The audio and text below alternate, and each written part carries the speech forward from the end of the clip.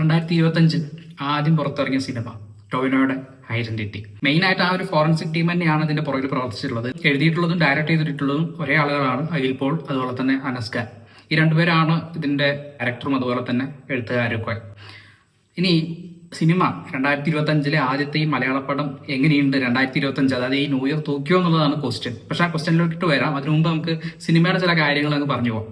സിനിമയിൽ ഒരുപാട് കഥാപാത്രങ്ങളുണ്ട്, ഒരുപാട് ആക്ടേഴ്സ് ഉണ്ട് ഇതിനകത്ത്. സിനിമയ്ക്കകത്ത് ഇപ്പോൾ ടോവിനോ ഉണ്ട്, തൃഷയുണ്ട്, അതുപോലെ അജു, അതുപോലെ തന്നെ വിനയ് റായ്, പിന്നെ ഒരു ഹിന്ദിക്കാരിയൊക്കെ വരുന്നുണ്ട് ഒരു അവസാനം റോളിൽ, മന്ദിര ബേട്ടി, അങ്ങനെ എന്തോണം അവരുടെ പേര്. അപ്പോൾ അങ്ങനെ തുടങ്ങി പഴയ സിനിമയിലെ കുപ്പി, അങ്ങനെ തുടങ്ങിയിട്ട് ഒരുപാട് പേര്, ഒരുപാട് കഥാപാത്രങ്ങൾ ഇതിനകത്ത് വരുന്നുണ്ട്. ഇതിന്റെ ഫസ്റ്റ് ഹാഫ് എന്ന് പറയുമ്പോൾ അമേസിങ്. ഒറ്റ വാചകത്തിൽ പറയുകയാണെങ്കിൽ അങ്ങനെയാണ്. നമുക്ക് പോസിറ്റീവ് എന്ന് തുടങ്ങാം. അമേസിംഗ് ആണ് ഇതിന്റെ ഫസ്റ്റ് ഹാഫ് എന്ന് പറയുന്നത്. വളരെ സ്പീഡിൽ, അതായത് ഇങ്ങനെ ഇരച്ചിലും ലാഗും അങ്ങനത്തെ പരിപാടികളോ ഒന്നുമില്ല, അല്ലെങ്കിൽ ഇല്ലാത്ത കാര്യങ്ങൾ ഉണ്ടാക്കി പറഞ്ഞ് നമ്മളങ്ങനെ ബുദ്ധിമുട്ടിക്കുന്ന പരിപാടികളോ അങ്ങനെ ഒന്നും സംഭവം സിനിമയ്ക്കകത്തില്ല.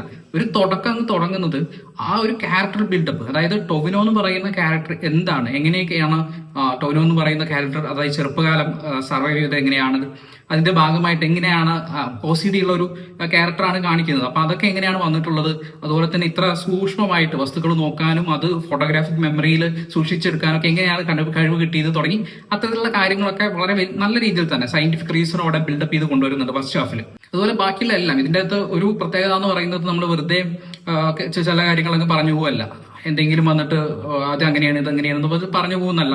കൃത്യമായിട്ട് എല്ലാത്തിനും ഒരു സയന്റിഫിക് എക്സ്പ്ലനേഷൻ ഈ ഒരു സിനിമ ഏതെങ്കിലും ഒരു ക്യാരക്ടറിനെ കൊണ്ട് പറയിപ്പിക്കുന്നുണ്ട്. അത് വളരെ ബോറായിട്ടൊന്നും തോന്നുന്നില്ല. ചില സമയത്ത് നമുക്ക് ഇങ്ങനെ പറയിപ്പിക്കുന്ന കാര്യങ്ങൾ, ഏതെങ്കിലും കഥാപാത്രങ്ങളെ കൊണ്ട് ഇത്തരത്തിൽ ഫോഴ്സ്ഫുള്ളി പറയിപ്പിക്കുന്ന, ഇപ്പോൾ പുരോഗമനം പോലുള്ള കാര്യങ്ങൾ, ഫെമിനിസം പോലുള്ള കാര്യങ്ങൾ, അല്ലെങ്കിൽ അത്തരത്തിലുള്ള ഏതെങ്കിലും കാര്യങ്ങൾ വളരെ ഫോഴ്സ് ആയിട്ട് ചില ക്യാരക്ടേഴ്സിനെയും കൊണ്ട് പറയിപ്പിക്കുന്ന ഒരു രീതിയുണ്ട്. അത് നമുക്ക് വളരെ അരോചകമായിട്ട് തോന്നും. പക്ഷെ ഈ സിനിമയ്ക്കകത്തേക്ക് വരുമ്പോൾ അത്തരത്തിലുള്ള ഒന്നുമില്ല. ക്യാരക്ടേഴ്സ് ആണ് പറയുന്നത്, പക്ഷെ അത് ഫോഴ്സ്ഫുള്ളി ആണ് പറയുന്നത്, അങ്ങനെയൊന്നും നമുക്കൊരു ഫീൽ ചെയ്യില്ല. സാധാരണ സിനിമയുടെ ഫ്ലോയിൽ തന്നെയാണ് പോകുന്നത്. അപ്പോൾ എല്ലാ കാര്യങ്ങൾക്കും ഒരു സയന്റിഫിക് റീസൺ സിനിമ കൊടുക്കുന്നുണ്ട്. അപ്പോൾ ഫസ്റ്റ് ഹാഫിനെ കുറിച്ചാണ് നമ്മൾ തന്നെ സംസാരിച്ചുകൊണ്ടിരുന്നത്. ഫസ്റ്റ് ഹാഫ് അമേസിംഗ് എന്നുള്ളത് നമ്മൾ പറഞ്ഞു കഴിഞ്ഞു. ഇനി സെക്കൻഡ് ഹാഫിലോട്ട് വരുമ്പോൾ സിനിമയ്ക്ക് എന്തോ സംഭവിച്ചു. സിനിമ എവിടെയോ തുടങ്ങി എവിടെയോ ചെന്ന് അവസാനിക്കുന്ന രീതിയിലാണ് സെക്കൻഡ് ഹാഫ് പോകുന്നത്. സെക്കൻഡ് ഹാഫിൽ ഈ ഇത് എഴുതിയ ആളുകൾക്കും അതുപോലെ തന്നെ ഇതിന്റെ ഡയറക്ട് ചെയ്ത ആളുകൾക്കും ഒക്കെ കൺഫ്യൂഷൻ ആയിട്ടാണ് തോന്നുന്നത്. മൊത്തം ക്യാരക്ടേഴ്സിന് മൊത്തം എന്തൊക്കെയോ ഒരു കൺഫ്യൂഷൻ ഉണ്ട്. വളരെ കോംപ്ലക്സ് ആയിട്ടുള്ള എന്തൊക്കെയോ കാര്യങ്ങൾ പറയുന്നുണ്ട്. ഈ മേജർ ഡേവിയൊക്കെ അവസാനം വരുന്നുണ്ട്. എന്തൊക്കെയോ പറയുന്നുണ്ട് മീൻസ് എന്തൊക്കെയോ ആ ക്യാരക്ടറെ കൊണ്ട് പറയിപ്പിക്കാൻ വേണ്ടി ശ്രമിക്കുന്നുണ്ട്, അല്ലെങ്കിൽ എന്തോ അവിടെ ബിൽഡ് ചെയ്തെടുക്കാൻ വേണ്ടി ശ്രമിക്കുന്നുണ്ട് സെക്കൻഡ് ഹാഫിൽ. പക്ഷെ ഒന്നുമില്ല എന്നുള്ളതാണ്. ഒരുപാട് കാര്യങ്ങൾ ബിൽഡ് ചെയ്തെടുക്കാൻ ശ്രമിക്കുന്നുണ്ട്, ഒരുപാട് ട്വിസ്റ്റുകളും ഒരുപാട് എന്തൊക്കെയോ അതിനകത്ത് കൊണ്ടുവരാൻ വേണ്ടി നോക്കുന്നുണ്ട്. പക്ഷെ എല്ലാം കൂടി ഒരു അവിയിൽ പരിവായിട്ട് ഒരു കോംപ്ലക്സിറ്റി ഒക്കെ നിറഞ്ഞ ഒരു കൺഫ്യൂസ്ഡ് ലെവലിലാണ് സെക്കൻഡ് ഹാഫ് കിടക്കുന്നത്. അപ്പൊ അത് നമ്മളെ പ്രേക്ഷകരെ സംബന്ധിച്ചോളം നമുക്ക് അതിലുള്ള കണക്ഷനും ഇല്ല. ഇതിൽ അജു വർഗീസ് പോലീസിന്റെ വേഷമാണ് ചെയ്തിട്ടുള്ളത്. കേരള പോലീസിനെ റെപ്രസെന്റ് ചെയ്യാനാണോ എനിക്കറിയില്ല. അജു വർഗീസ് ആ ഒരു ബോഡി, അങ്ങനെയൊക്കെയുള്ള രീതിയിലുള്ള ബോഡിയൊക്കെ വെച്ചിട്ട് ആ ഒരു അതാണോ എന്നറിയില്ല. എന്നാലും കേരള പോലീസ് എല്ലാവരും അങ്ങനെയാണെന്നല്ല, അതിനെ റെപ്രസെന്റ് ചെയ്യാൻ വേണ്ടിയിട്ടാണോ എന്നും കൂടി അറിയില്ല. എന്തിനാണ് അജു വർഗീസ് ഇത്ര വളരെ DYSP ആണ്, വളരെ സീരിയസ് ആയിട്ടുള്ളൊരു ക്യാരക്ടറാണ്. സീരിയസ് ആയിട്ടാണ് ചെയ്തിട്ടുണ്ട്, പക്ഷെ കുറച്ചും കൂടി കണക്ഷൻ വരാവുന്ന ആളുകൾക്കൊക്കെ ആ ഒരു ക്യാരക്ടർ കൊടുക്കാൻ തോന്നുന്നു. കാരണം അത്രത്തോളം റോള് ആ ഒരു ക്യാരക്ടറിന് അവിടെ ചെയ്യാനുണ്ടായിരുന്നു. അപ്പൊ അജു വർഗീസ് ഇതിനകത്ത് മരിക്കുന്നുണ്ട്, സ്പോയിലറാണ്.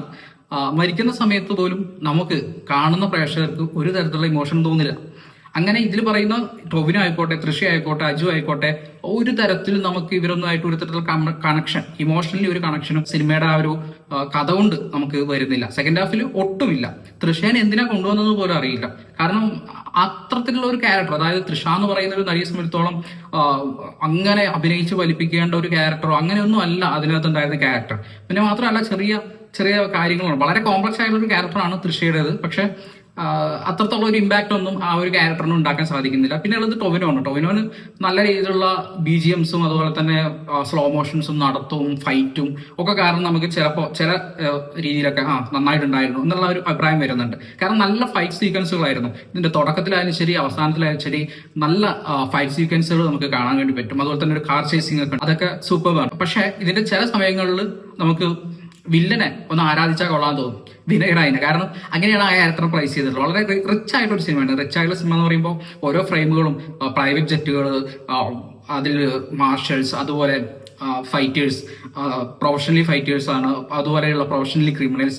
അപ്പോൾ മൊത്തത്തിൽ അവരുടെ വേഷം, രൂപം, നടത്തം ഒക്കെ വളരെ ഡിഫറെന്റ് ആണ്, അല്ലെങ്കിൽ കുറച്ചും കൂടി റിച്ച് ആയിട്ടുള്ള രീതിയിലാണ് കാണിച്ചിട്ടുള്ളത്. അതൊക്കെ നല്ല രസമാണ്, സ്റ്റൈലിഷ് ആയിട്ട്. അപ്പൊ ഈ വിനയ് നായിയുടെ ഒക്കെ ഒരു വരവും ഉണ്ട്, ഇങ്ങനെ വളരെ സ്റ്റൈലിഷ് ആയിട്ടുള്ള വരവുകൾ, വളരെ സ്റ്റൈലിഷ് ആയിട്ടുള്ള ഡയലോഗുകൾ, അതൊക്കെ ഒരു പടി കൂടുതൽ, നടനെക്കാട്ടി ഒരു പടി കൂടുതൽ വില്ലൻ ഇടയ്ക്കിടയ്ക്ക് കയറി നിൽക്കുന്നതായിട്ട് നമുക്ക് ഈ സിനിമയ്ക്കകത്ത് കാണാൻ കഴിയും. പിന്നെ ഇതിനകത്ത് സ്കോർ ചെയ്തിട്ടുള്ള ആൾ ഷമ്മി തിലകനാണ്. നമുക്കറിയാം അയാളുടെ ഒരു ശബ്ദം, ഡബിങ്, ആ വോയിസ് ഓവർ ചെയ്തിട്ടുള്ളത്, ഒരുപാട് കാര്യങ്ങൾ, അത് അദ്ദേഹം ഒരു ഡോക്ടറായിട്ടാണ് ഇതിനകത്ത് വരുന്നത്. ഒരുപാട് കാര്യങ്ങൾ ആ ഒരു ക്യാരക്ടറിന് പറയാനുണ്ട്. അപ്പോൾ ആ സൗണ്ട് വെച്ചിട്ട് അതിങ്ങനെ ബിൽഡ് ചെയ്തെടുത്ത് കൊണ്ടുവരുന്നത്, ആ ഒരു കാര്യത്തിന് കിട്ടുന്ന ഒരു സ്വീകാര്യത, അത് വളരെ വലുതാണ്. അപ്പോൾ ഷമ്മി തിലകന്റെ ആ ഒരു റോള് വളരെ നന്നായിട്ടുണ്ടായിരുന്നു. നന്നായിട്ട് ആ ഒരു ഡയലോഗ് ഡെലിവറി ഒക്കെ നടത്തി നന്നായിട്ട് സിനിമയെ ഒന്നും കൂടി ബൂസ്റ്റ് ചെയ്യാൻ വേണ്ടിയിട്ട് ആ ഒരു ക്യാരക്ടറിന് സഹായിച്ചിട്ടുണ്ട്. പിന്നെ ഇതിനകത്ത് അഡ്രസ് ചെയ്യുന്ന ഒരു വിഷയം പോൺ വീഡിയോസും, റേപ്പ്, അതുപോലെയുള്ള കാര്യങ്ങൾ, വീഡിയോസ് എടുത്തിട്ട് സൈറ്റിലിടുക, അപ്ലോഡ് ചെയ്യുക, എന്നിട്ട് അവരുടെ ഒരു കുടുംബം തകർക്കുക, അല്ലെങ്കിൽ അങ്ങനെയൊക്കെ രീതിയിലുള്ള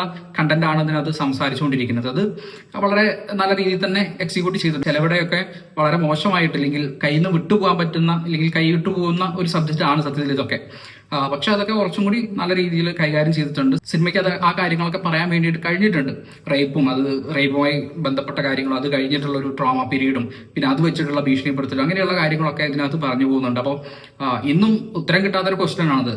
ഇപ്പോൾ ഒരാള്, നമുക്കറിയാം ഇന്ന് സോഷ്യൽ മീഡിയ എത്രത്തോളം വ്യാപകമായിരിക്കുന്ന സമയത്ത് ഇപ്പോൾ പലതരത്തിൽ ഇത്തരത്തിലുള്ള വീഡിയോസും ഫോട്ടോസും ലീക്ക് ആവുന്ന ഒരു സിറ്റുവേഷൻ ഉണ്ട്. അപ്പൊ എന്ത് ചെയ്യും, ആ ഒരു മൊമെന്റിൽ എങ്ങനെ നമ്മൾ അതിനെ മറികടക്കും എന്ന് പറയുന്ന ഒരു ക്വസ്റ്റ്യൻ ഉണ്ട്. ആ ക്വസ്റ്റ്യൻ ഈ സിനിമയും ചോദിക്കുന്നുണ്ട്. അത് വേണമെന്നുണ്ടെങ്കിൽ പ്രേക്ഷകർക്ക് തുടർന്നും ചർച്ച ചെയ്യാൻ പറ്റുന്ന ഒരു ക്വസ്റ്റ്യൻ ആയിട്ട് ഇട്ട് തരുന്നുണ്ട്. പിന്നീട് ഇതിന്റെ സ്റ്റോറിയിലോട്ട് വരുന്ന സമയത്ത് ഫസ്റ്റ് ഹാഫ് വരെ അടിപൊളി സിനിമ, ഒരു കുഴപ്പമില്ല, നല്ല സ്പീഡിൽ, നല്ല രീതിയിൽ, നല്ല പോലെ പോകുന്ന, അല്ലെങ്കിൽ നമ്മൾക്ക് കണക്ട് ആയിട്ട് ഇരുന്ന് നമുക്ക് ഇതിനെ വാച്ച് ചെയ്യാൻ പറ്റുന്ന, ത്രില്ലർ പോലെ കാണാൻ പറ്റുന്ന ഒരു സിനിമ. പക്ഷെ സെക്കൻഡ് ഹാഫ് എത്തുന്ന സമയത്ത് എന്തോ കുത്തി വരച്ച പോലെയാണ്, അല്ലെങ്കിൽ എല്ലാം കൂടി കുഴഞ്ഞു മറിഞ്ഞ ഒരു അവിയൽ പരിവായിട്ടാണ് ഇതിന്റെ സ്റ്റോറി കിടക്കുന്നത്. സ്റ്റോറിയിലാണ് പ്രശ്നം, അല്ലാതെ ആക്ടേഴ്സിന്റെ അടുത്തൊന്നും അല്ല. മൊത്തത്തിൽ ഒരു കുഴഞ്ഞ പരുവത്തിലാണ് ഇത് കിടക്കുന്നത്. അപ്പോൾ അതുകൊണ്ട് നമുക്കിത് കണ്ടിരിക്കാനൊന്നും അത്ര സുഖവും ഇല്ല, അല്ലെങ്കിൽ ആ തരത്തിൽ കണക്ഷനൊന്നും സെക്കൻഡ് ഹാഫ് നമുക്ക് നൽകുന്നില്ല. അതാണ് ഒരു പ്രശ്നം. അപ്പോൾ 2025 ആദ്യത്തെ മലയാള സിനിമയായിട്ട് വന്ന ഈ ഒരു ടോവിനോയുടെ ഐഡന്റിറ്റി സിനിമാ മേഖലയെ മുഴുവൻ തൂക്കിയോ എന്ന് ചോദിച്ചു കഴിഞ്ഞാൽ ഫസ്റ്റ് ഹാഫ് തൂക്കി, സെക്കൻഡ് ഹാഫ് ഇറക്കി എന്ന് തന്നെ പറയണം. ആ തരത്തിൽ ഒരു മുഴുവൻ സിനിമ നമുക്ക് കാണാൻ, നല്ല രീതിയിൽ കാണാനുള്ള ഒരു ഭാഗ്യം 2025 സ്റ്റാർട്ടിങ്ങിൽ കിട്ടിയിട്ടില്ല എന്ന് വേണം നമ്മൾ മനസ്സിലാക്കാൻ. പക്ഷേ ഈ ഒരു സെക്കൻഡ് ഹാഫിലെ പ്രശ്നം നമുക്ക് വേണമെന്നുണ്ടെങ്കിൽ ഒരു തിയേറ്റർ എക്സ്പീരിയൻസ് കൊണ്ട് നമുക്ക് വേണമെങ്കിൽ മറികടക്കാമെന്ന് പറയാം. ഒരു തിയേറ്ററിൽ പോയിരുന്നത് മൊബൈലിൽ കാണുന്നതിനേക്കാൾ, അല്ലെങ്കിൽ OTT പ്ലാറ്റ്ഫോമിൽ വരുന്നതിനെക്കാട്ടിലും കുറച്ചും കൂടി നന്നായിട്ടായിരിക്കും തിയേറ്ററിൽ ഈ ഒരു സിനിമ പോയി കാണുമ്പോഴുള്ള കിട്ടുന്ന അനുഭവം എന്ന് പറയുന്നത്. അപ്പോൾ വേണമെന്നുണ്ടെങ്കിൽ നമുക്ക് ഈ സെക്കൻഡ് ഹാഫിലെ സ്റ്റോറിയിൽ വന്നിട്ടുള്ള പ്രശ്നങ്ങളൊക്കെ ആ ഒരു തിയേറ്റർ എക്സ്പീരിയൻസ് വെച്ച്, അതിന്റെ മ്യൂസിക്കും ആംബിയൻസും ഫ്രെയിമുകളും സ്റ്റൈലിഷ് ആയിട്ടുള്ള ഫ്രെയിമുകളാണ്. അപ്പൊ അതൊക്കെ വെച്ചുകൊണ്ട് ഓരോ സീനുകളും അത്രത്തോളം സ്റ്റൈലിഷ് ആണ്. അപ്പൊ അതൊക്കെ വെച്ചുകൊണ്ട് നമുക്ക് വേണമെന്നുണ്ടെങ്കിൽ എൻ്റെ ഹാഫിന് വന്നിട്ടുള്ള ആ ഒരു ചെറിയ പ്രശ്നം നമുക്ക് വേണമെന്നുണ്ടെങ്കിൽ മറികടക്കാം. അങ്ങനെ ആ രീതിയിൽ നമുക്ക് വേണമെന്നുണ്ടെങ്കിൽ ഒരു പ്രേക്ഷകന് സാറ്റിസ്ഫൈ ആണ്, അല്ലെങ്കിൽ ആ തരത്തിൽ സാറ്റിസ്ഫൈ ചെയ്യാൻ പറ്റും എന്ന് വേണമെന്നെങ്കിലും പറയാം നമുക്ക്. ഇപ്പൊ മൊത്തത്തിൽ പറയുകയാണെന്നുണ്ടെങ്കിൽ ഒരു ശരാശരി ആവറേജ് സിനിമ തന്നെയാണ് ടോവിനോ തോമസിന്റെ ഐഡന്റിറ്റി. അത് തിയേറ്റർ എക്സ്പീരിയൻസ് കൊണ്ട് കുറച്ചും കൂടി നന്നാക്കി, അല്ലെങ്കിൽ കുറച്ചും കൂടി നല്ല രീതിയിൽ കാണാൻ ആ തരത്തിൽ പറ്റുന്നവർക്ക് ഓക്കെ, കുഴപ്പമൊന്നുമില്ല. അതിന്റെ സെക്കൻഡ് ഹാഫിൽ ഈ പറയുന്ന പോലെ കുറെ പ്രശ്നങ്ങളുണ്ട്, സ്റ്റോറിയിലൊക്കെ അതിൻ്റെതായിട്ടുള്ള പ്രശ്നങ്ങളുണ്ട്. അതൊക്കെ തിയേറ്റർ എക്സ്പീരിയൻസ് കൊണ്ട് മറികടക്കാൻ പറ്റും എന്നാണെങ്കിൽ, ആ രീതിയിൽ കാണാനാണെങ്കിൽ ഓക്കെ, കുഴപ്പമൊന്നുമില്ല, സാറ്റിസ്ഫാക്ഷൻ ആയിട്ട് വരും. പക്ഷെ ഈ പറയുന്ന പോലെ ചില പ്രശ്നങ്ങൾ സെക്കൻഡ് ഹാഫിലോട്ട് എത്തുമ്പോൾ സിനിമയ്ക്കകത്തുണ്ട്. സോ സ്റ്റാർട്ടിങ് തന്നെ നമുക്ക് അങ്ങനെ ഒരു അടിച്ചു പൊളി, ഇല്ലെങ്കിൽ വമ്പൻ ഹിറ്റ് പടമൊന്നും മലയാള ഇൻഡസ്ട്രി കിട്ടിയിട്ടില്ല എന്ന് തന്നെ വേണം നമുക്ക് മനസ്സിലാക്കാൻ. അപ്പോൾ മറ്റൊരു സിനിമയായിട്ട്, മറ്റൊരു റിവ്യൂ ആയിട്ട് നമുക്ക് കാണാം. ബൈ.